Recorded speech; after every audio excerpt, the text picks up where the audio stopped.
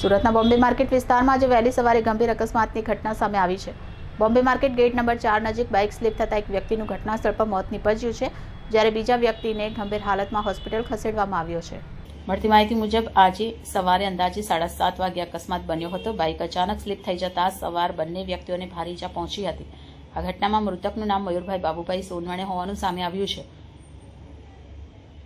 તેમનું ઘટના સ્થળ પર જ કરુણ મોત નીપજ્યું હતું। પ્રાપ્ત માહિતી મુજબ મૃતક બાઇડ વિસ્તારનો રહેવાસી હોવાનું જાણવા મળ્યું છે, જ્યારે બીજા ઘાયલ વ્યક્તિને તાત્કાલિક સારવાર માટે સ્મીમેર હોસ્પિટલ ખાતે ખસેડવામાં આવ્યો છે, જ્યાં તેની સારવાર ચાલુ છે।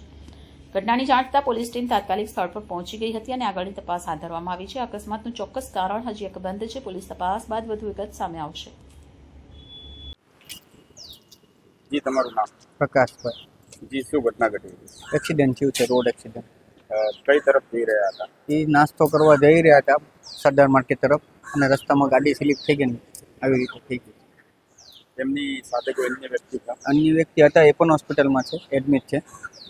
સ્લીપ થતા બાદ તેમને ક્યાં દાખલ કરવામાં આવ્યા? એમને ભાઈને દાખલે એક્સપાયર થઈ ગયા ને જગ્યા ઉપર જ, ઘટના સ્થળ ઉપર ઘટના સ્થળ ઉપર જ મોત થઈ ગઈ છે।